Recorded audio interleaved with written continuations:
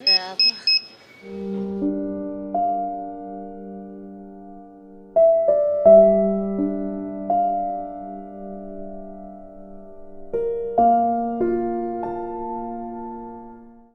काफी मुश्किल आती थी जब मैं यहाँ आई थी ना, शुरू में चलने में, बात करने में, क्योंकि किसी को मेरी समझ नहीं आती थी, लेकिन मेरी फेलोज ने बहुत साथ दिया मेरा।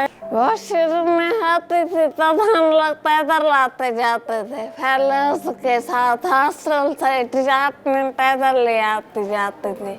रास्ते में थक जाते थे तो हम लोग बैठ जाते थे। खुद पे इतना होना चाहिए कि हम ये सब कर सकते हैं। अब मैंने किया है यहाँ तक, टीचर ने आशा करने पे।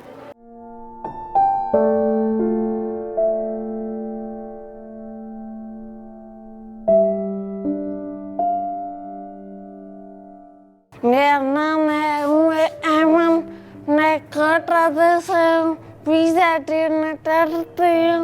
उर्दू डिपार्टमेंट है, 7th सेमेस्टर है मेरा, और मुझे पढ़ने का शौक था, इसलिए मैंने अपनी स्टडी नहीं छोड़ी। चाइल्डहुड से मैं नहीं थी ऐसी, ये सब मेरे साथ तब हुआ था जब मैं 6th क्लास में थी।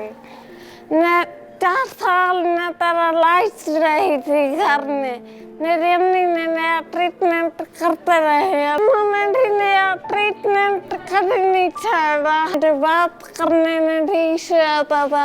जब मैं चलना शुरू किया तो फिर मैं कहा कि आप स्टडी भी कंटिन्यू कर लें, तो फिर मैंने शुरू कर दी।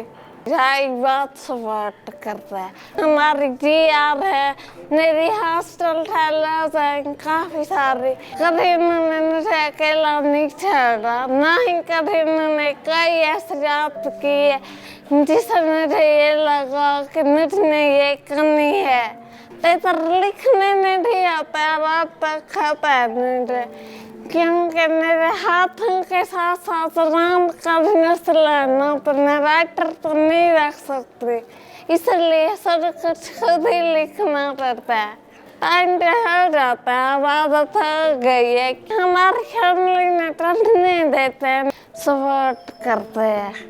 अतरियने वालों ने व्हील चेयर दे दिया, घर के लिए कैरी है, मैं कैरी से आती जाती हूँ। वो हॉस्टल तक पिक करती है, घर के आगे जाके ड्रॉप करती है। बहनें हैं छोटी मुझसे, इसलिए मैं ये कहती हूँ कि कभी अपनी न कमजोरी का किसी के सामने जाहिर नहीं करना चाहिए, ताकि लोग उसका मजाक न हमें